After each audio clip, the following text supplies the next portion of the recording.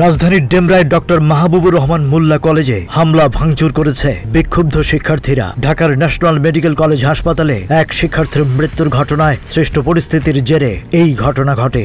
সোমবার সকাল 10টা থেকে কবি নজরুল ও সোহরাওয়ার্দী কলেজের শিক্ষার্থীরা বাহাদুর শাহ পার্কের সামনে লাঠি সোঁটা নিয়ে জড়ো হতে থাকে। পরে বেলা 12:30টার দিকে কিছু শিক্ষার্থী ওই কলেজে বিভিন্ন স্লোগান দিয়ে হামলা, ভাঙচুর এবং ভেতরে প্রবেশ করে। এ সময় রাস্তার বিপরীত পাশে মোল্লা কলেজের শিক্ষার্থীদের দৃঢ় অবস্থান নিতে দেখা যায়।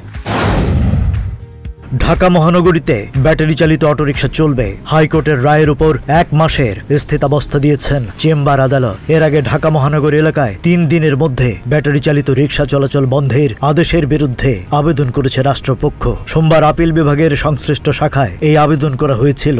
এর আগে ঢাকা মহানগর এলাকায় 3 দিনের মধ্যে ব্যাটারি চালিত রিকশা চলাচল বন্ধের নির্দেশ দিয়েছিল হাইকোর্ট। একই সঙ্গে ঢাকা মহানগর এলাকায় ব্যাটারি চালিত রিকশা চলাচল বন্ধে কর্তৃপক্ষের নিষ্ক্রিয়তা কেন বেআইনি হবে না তা জানতে রুল জারি করেছিলেন আদালত। জাতীয় অর্থনৈতিক পরিষদের নির্বাহী কমিটির সভা একনেকে 5 প্রকল্প অনুমোদন দেওয়া হয়েছে। এসব প্রকল্পে ব্যয় হবে প্রায় 5,915 কোটি টাকা। এর মধ্যে সরকারি অর্থায়ন করবে 1,095 কোটি 94 লক্ষ টাকা। বৈদেশিক অর্থায়ন থাকছে 4,787 কোটি 50 লাখ টাকা এবং সংস্থার নিজস্ব অর্থায়ন থাকবে 32 কোটি 55 লাখ টাকা। সোমবার রাজধানীর শেরে বাংলা নগরে পরিকল্পনা কমিশনের এনসি সম্মেলন কক্ষে এসব প্রকল্প অনুমোদন দেওয়া হয়। অন্তর্বর্তী সরকারের প্রধান উপদেষ্টা এবং একনেক চেয়ারপারসন ডক্টর মোহাম্মদ ইউনূসের সভাপতিত্বে বৈঠক অনুষ্ঠিত হয়। ইসরায়েলের বিভিন্ন অঞ্চলে 340টি ড্রোন ও ক্ষেপণাস্ত্র হামলা চালিয়েছে লেবাননের প্রতিরোধ গোষ্ঠী হিজবুল্লাহ। এই ঘটনায় অন্তত 11 জন আহত ও ব্যাপক ক্ষয়ক্ষতি হয়েছে। এক বিবৃতিতে হিজবুল্লাহ জানিয়েছে, প্রথমবারের মতো তারা ইসরায়েলের দক্ষিণাঞ্চলে আশদোদ নৌঘাঁটিতে ড্রোন ব্যবহার করে হামলা চালিয়েছে। অত্যাধুনিক ক্ষেপণাস্ত্র ও ড্রোন ব্যবহার করে তেল আবিবের সামরিক ঘাঁটিতে হামলা চালানো হয়েছে। আল জাজিরা বলছে, হিজবুল্লাহর হামলায় মালুন শহরের একটি কারখানা ক্ষতিগ্রস্ত হয়েছে। মেতুলা শহরও ভয়াবহ ক্ষতির সম্মুখীন হয়েছে।